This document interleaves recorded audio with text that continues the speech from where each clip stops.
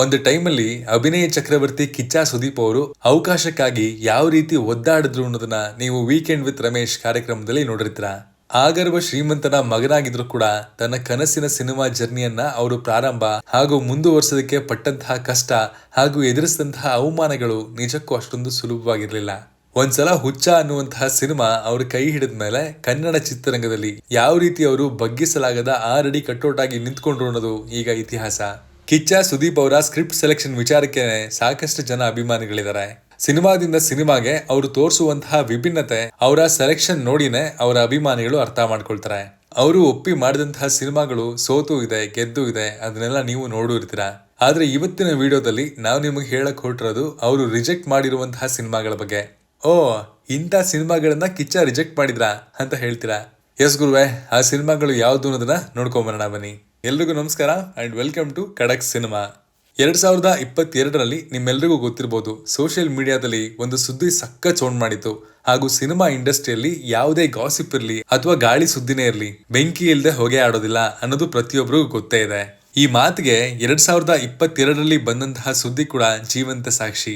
S ಗುರುವೆ, ಮಲಯಾಳಂನ ಅಯ್ಯಪ್ಪನುಂ ಕೋಶಿಯಂ ಅನ್ನುವಂತಹ ಸಿನಿಮಾದ ರೀಮೇಕ್ ರೂಪದಲ್ಲಿ ತೆಲುಗಿನಲ್ಲಿ ಭೀಮ್ಲಾ ನಾಯಕ್ ಸಿನಿಮಾ ಬಂದಿತ್ತು. ಪವನ್ ಕಲ್ಯಾಣ್ ಹಾಗೂ ರಾಣಾ ದಗ್ಗುಬಾಟಿ ಕಾಂಬಿನೇಷನ್ ನಲ್ಲಿ ಈ ಸಿನಿಮಾ ಮೂಡ್ ಬಂದಿತ್ತು. ಆದ್ರೆ ರಾಣಾ ಪಾತ್ರಕ್ಕೆ ಮೊದಲ ಆಯ್ಕೆ ಆಗಿದ್ದು ನಮ್ಮ ಕಿಚ್ಚ. ಕೆಲವು ಸುದ್ದಿಗಳ ಪ್ರಕಾರ ಕಿಚ್ಚ ಸುದೀಪ್ ಈ ಪಾತ್ರವನ್ನ ಮಾಡೋದಕ್ಕೆ ಬಹುತೇಕ ಒಪ್ಕೊಂಡಿದ್ರು.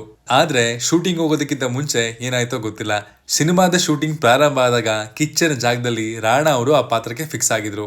ಪವನ್ ಕಲ್ಯಾಣ್ ಅವರ ಮಾಸ್ ಅಭಿಮಾನಿಗಳಿಗೆ ಸಿನಿಮಾ ಇಷ್ಟ ಆಗಿದ್ರು ಕೂಡ ಸಿನಿಮಾ ದೊಡ್ಡ ಮಟ್ಟದ ಯಶಸ್ಸನ್ನ ಪಡ್ಕೊಳ್ಳಿಲ್ಲ. ಇನ್ನು ಅಮೆರಿಕ ಸಿನಿಮಾ ಕನ್ನಡದ ಎವರ್ ಗ್ರೀನ್ ಐಕಾನಿಕ್ ಸಿನಿಮಾಗಳಲ್ಲಿ ಒಂದಾಗಿ ಕಾಣಿಸ್ಕೊಳ್ಳುತ್ತೆ. ನಾಗತಿಹಳ್ಳಿ ಚಂದ್ರಶೇಖರ್ ಅವರ ಬ್ಯೂಟಿಫುಲ್ ಡೈರೆಕ್ಷನ್ ನಲ್ಲಿ ಮೂಡ್ ಬಂದಿರುವಂತಹ ಈ ಸಿನಿಮಾದಲ್ಲಿ ರಮೇಶ್ ಅರವಿಂದ್ ಹಾಗೂ ಅಕ್ಷಯ್ ಆನಂದ್ ಕಾಣಿಸ್ಕೊಂಡಿದ್ರು. ಆದ್ರೆ 1995ರಲ್ಲಿ ರಿಲೀಸ್ ಆದಂತಹ ಈ ಸಿನಿಮಾದಲ್ಲಿ ಅಕ್ಷಯ್ ಆನಂದ್ ರವರ ಪಾತ್ರಕ್ಕೆ ಕಿಚ್ಚ ಸುದೀಪ್ ಅವರನ್ನ ಮೊದಲು ಕೇಳಲಾಗಿತ್ತು. ಆದ್ರೆ ಸುದೀಪ್ ಅವರು ಈ ಸಿನಿಮಾಗೆ ಗ್ರೀನ್ ಸಿಗ್ನಲ್ ಅನ್ನ ಕೊಟ್ಟಿರ್ಲಿಲ್ವಂತೆ.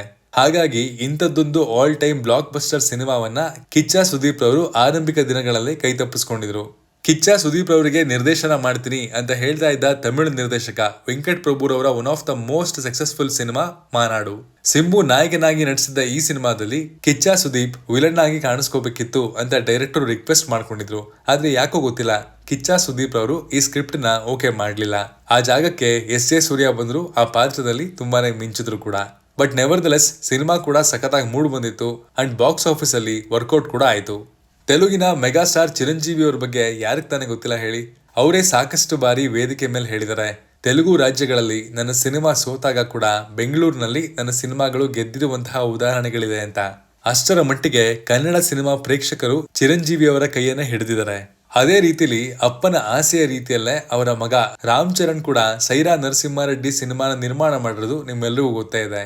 ಈ ಸಿನಿಮಾಗೆ ಕಲಾವಿದರ ಆಯ್ಕೆಯಲ್ಲಿ ಕೂಡ ರಾಮ್ ಚರಣ್ ಅವರ ಕೈಯಿದೆ.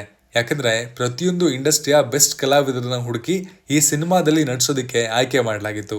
ಸಿನಿಮಾ ಯಾವ ರೀತಿ ಇತ್ತು ಅನ್ನೋದನ್ನ ಚರ್ಚೆ ಮಾಡೋದಕ್ಕೆ ಹೋದ್ರೆ ಮಿಶ್ರ ಅಭಿಪ್ರಾಯ ಸಿಗುತ್ತೆ.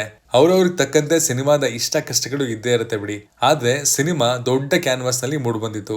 ಖುದ್ದಾಗಿ ಕಿಚ್ಚ ಸುದೀಪ್ ಕೂಡ ಈ ಸಿನಿಮಾದಲ್ಲಿ ಒಂದು ಪ್ರಮುಖ ಪಾತ್ರವನ್ನ ಮಾಡಿದ್ರು ಹಾಗೂ ಅಪ್ಪನ ಆಸೆಯನ್ನ ರಾಮ್ ಚರಣ್ ಕೂಡ ನೆರವೇರಿಸಿದ್ರು. ಅದಾದ ನಂತರ ರಿಲೀಸ್ ಆಗಿದ್ದ ಆಚಾರ್ಯ ಸಿನಿಮಾದಲ್ಲಿ ಕೂಡ ಮೆಗಾಸ್ಟಾರ್ ಚಿರಂಜೀವಿ ಅವರ ಜೊತೆಗೆ ಅವರ ಮಗ ರಾಮ್ ಚರಣ್ ನಟಿಸಿದ್ರು. ಈ ಸಿನಿಮಾದಲ್ಲಿ ಕೂಡ ನಿರ್ದೇಶಕ ಕೊರಟಾಲ ಶಿವ ಕಿಚ್ಚ ನಟಿಸಿದ್ರೆ ಚೆನ್ನಾಗಿರ್ತಿತ್ತು ಅನ್ನುವಂತಹ ಪ್ರಪೋಸಲ್ ನ ಕೊಟ್ಟಿದ್ರಂತೆ. ಆದ್ರೆ ಬಹುಶಃ ಕಿಚ್ಚನಿಗೆ ಸಿನಿಮಾದಲ್ಲಿ ತನ್ನ ಪಾತ್ರದ ಬಗ್ಗೆ ಅಷ್ಟೊಂದು ಪ್ರಾಮುಖ್ಯತೆ ಇಲ್ಲ ಅಂತ ಅನ್ಸಿರ್ಬೇಕು. ಅದಕ್ಕೆ ಅನ್ಸುತ್ತೆ ಸಿನಿಮಾನ ಒಪ್ಕೊಳ್ಳಿಲ್ಲ. ಒಂದು ಲೆಕ್ಕದಲ್ಲಿ ಈಗ ನೋಡಿದ್ರೆ ಆ ಸಿನಿಮಾ ಒಪ್ಕೊಳ್ದೇ ಇದ್ದಿದೆ ಒಳ್ಳೇದಾಯ್ತು ಅಂತ ಕೂಡ ಅನ್ಸುತ್ತೆ. ಇನ್ನು ಈ ಲಿಸ್ಟ್ ಅಲ್ಲಿ ಕೊನೆಯದಾಗಿ ಕಾಣಿಸ್ಕೊಳ್ಳುವಂತಹ ಸಿನಿಮಾ ಅಂದ್ರೆ ಅದು ರೈ.